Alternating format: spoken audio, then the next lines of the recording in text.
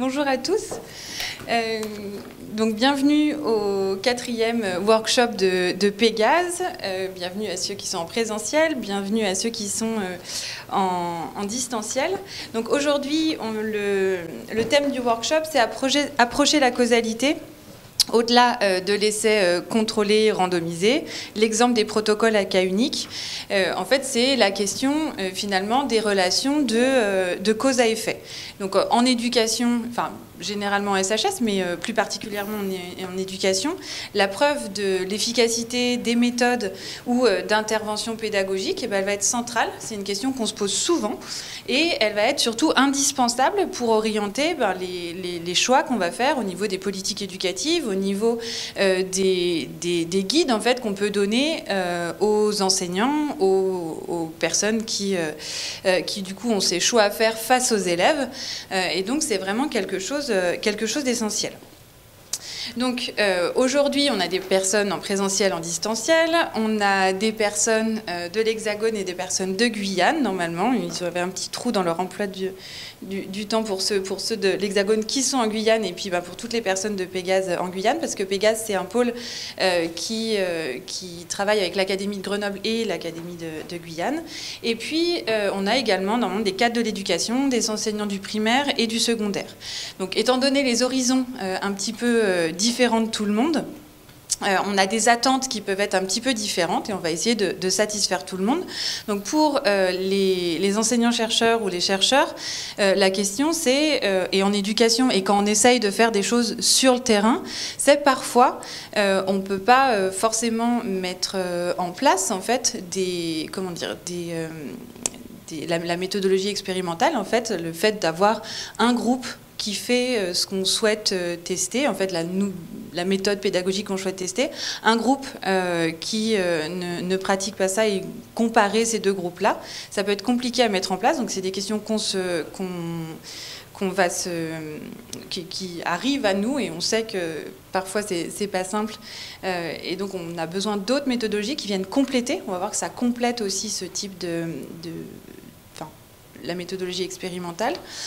Lorsque vous êtes praticien de terrain, on a besoin de tests, en fait, on dépense plein d'énergie, on dépense plein d'efforts à mettre plein de projets en place, et finalement, est-ce que ces projets sont efficaces? Est-ce qu'on arrive à réduire les inégalités? Est-ce qu'on arrive à augmenter l'apprentissage? Est-ce qu'on arrive à, par exemple, réduire l'anxiété? C'est des questions qu'on se pose, donc ce lien de causalité, il est important pour ces personnes-là également.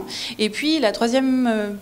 je dirais les troisièmes personnes qui peuvent être concernées aussi par ce workshop, c'est tous les enseignants de l'INSPE, parce qu'on a plein de mémoires à mener. On se pose très souvent la question de la causalité.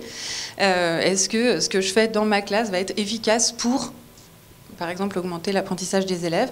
Et pareil, tout ce qui est méthodologie expérimentale, ce qui est souvent mis en avant, est très difficile à mettre en place. Et donc, d'avoir d'autres cordes à son arc, de comprendre comment, en fait, ce type de méthodologie complète ce qu'on sait déjà faire, eh bien, c'est vraiment une question centrale.